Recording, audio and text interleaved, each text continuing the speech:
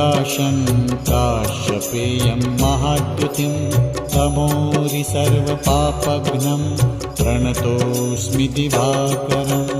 ॐ ह्रां ह्रीं ह्रौं स्वः सूर्याय नमः। ॐ ह्रां ह्रीं ह्रौं स्वः सूर्याय नमः।